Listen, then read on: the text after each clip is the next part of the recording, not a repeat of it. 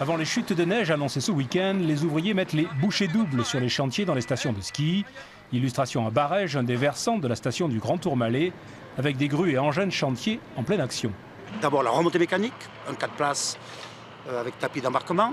Tout autour, en bas, le bâtiment, induction électrique, etc. etc. Donc c'est aussi une phase importante. Et après, la piste. On en fait une piste au gabarit, une belle piste bleue, large, avec une pente confortable. Et la dernière chose, c'est réseau neige de culture. Cette année, le Grand Tourmalet investit 10 millions d'euros dans de nouveaux équipements pour garantir aux skieurs l'utilisation de l'ensemble du domaine skiable. Le Liens a été accessible peu de jours dans la saison.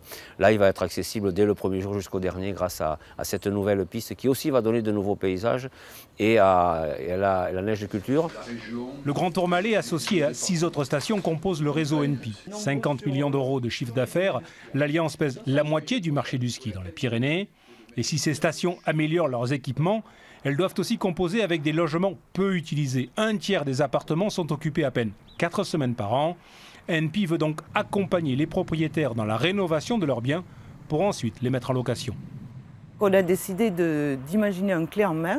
Donc effectivement, la première partie, c'est une analyse juridique et fiscale gratuite pour voir si le propriétaire peut absorber. S'il décide d'engager l'opération, nous allons prendre tout en main, du choix des entreprises jusqu'à la coordination des travaux.